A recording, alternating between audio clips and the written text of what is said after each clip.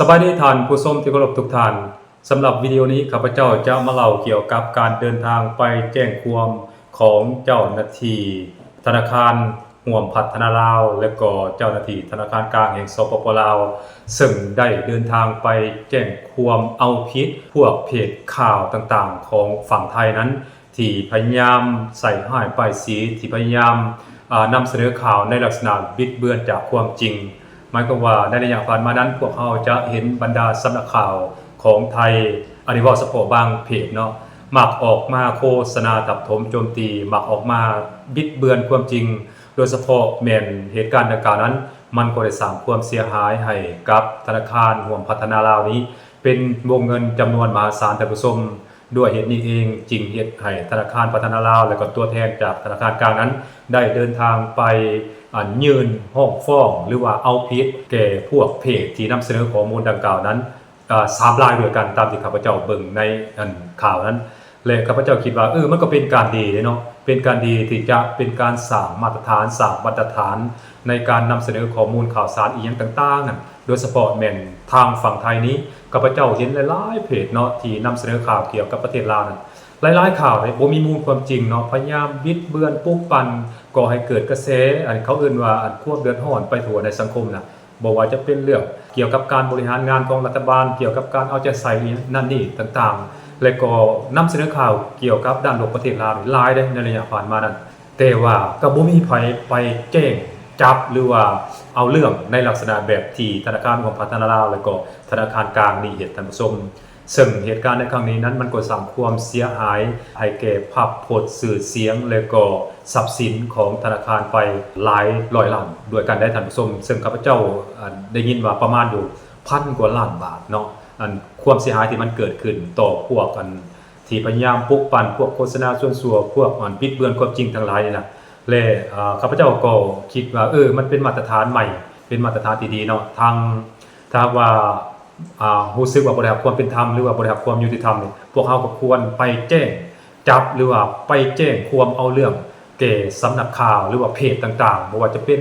บุคคลสำนักข่าวที่มีสถาบันหรือบ่มีสถาบันอีหยังก็แล้วแต่เนาะถ้านำเสนอข่าวที่บ่มีมูลความจริงเป็นการบิดเบือนข้อมูลข่าวสารเป็นการใส่ร้ายป้ายสีนี่พวกเฮาควรมีมาตรการเด็ดขาดเนาะควรมีการฟ้องเนาะหมิ่นประมาทบ่หรืออีหยังต่างๆแล้วก็เรียกค่าเสียหายคืนมาเนาะในฐานะที่ให้สั่งความเสื่อมเสียให้แก่สถาบันของพวกเราเนาะและข้าพเจ้าก็คิดว่าบทสมต่างๆฝั่งลาวเนาะสามารถไปแจ้งคดีแล้วก็สามารถแจ้งจับพวกนักเล่นคีย์บอร์ดทั้งหลายบ่ว่าจะเป็นอยู่ทางฝั่งไทยฝั่งลาวอย่างต่างๆก็ดีเนาะทางฝั่งไทยเองเนาะถ้าว่าเห็นทางยูทูบเบอร์บ่หรือครีเอเตอร์พวกนักสร้างคอนเทนต์ทางฝั่งลาวนี่นะพยายามนำเสนอข้อมูลที่มันบิดเบือนความจริงเนาะบ่มีมูลความจริงการใช้หายป้ายสีทางฝั่งไทยหรือว่าการใช้หายป้ายสีบุคคลใดบุคคลหนึ่งอยู่ในประเทศไทยก็สามารถเดินทางมาดำเนินคดีหรือว่ามาแจ้งจับอยู่ทางฝั่งลาวนี่ได้เช่นเดียวกันหมายความว่าแจ้งเอาเรื่องเอาความได้เช่นเดียวกันเนาะ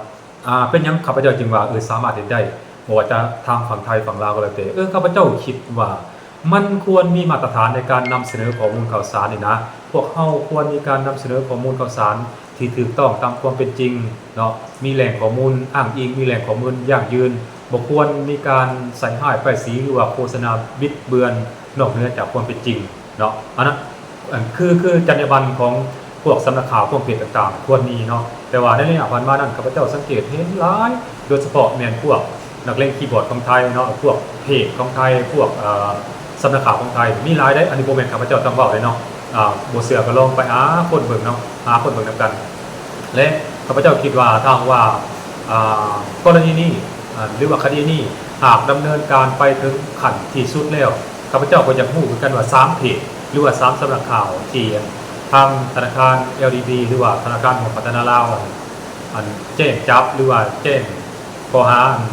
สร้างความเสื่อมเสียให้แก่ธนาคารพัฒนาลาวนะมันแม่นพวกใดก็ได้เขายังบ่ทันเผยออกมาเดียวว่าสำนักข่าวตัวนั้นหรือว่าเพจตัวนั้นมันซื่อในข้าพเจ้าก็ยังเห็นอยู่เลยเนาะเพราะว่าข้าพเจ้าก็เห็นหลายเพจของไทยพยายามโฆษณาทับถมโจมตีเกี่ยวกับประเทศลาวนะโดยเฉพาะแม่นอีหยังว่าพอดอะไรอย่างบอกคมซัดพอดแคสต์นี่ก็อีกช่องนึงเลยข้าพเจ้าคิดว่ารัฐบาลลาวนี่ควรดำเนินการฟ้องห้องเพจตัวนี้นำเนาะเพราะว่าข้าพเจ้าเบิ่งการนำเสนอข่าวแต่ละอัน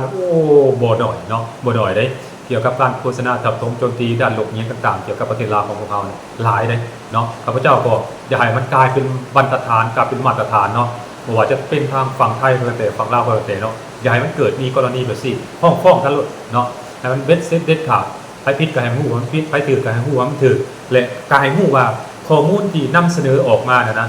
มันแม่นข้อมูลที่เป็นความจริงหรือบ่เนาะหรือว่าเป็นข้อมูลที่เจ้าปั้นขึ้นมานะอันนั้นก็อยากให้มันเป็นอย่างนั้นนะเพราะว่า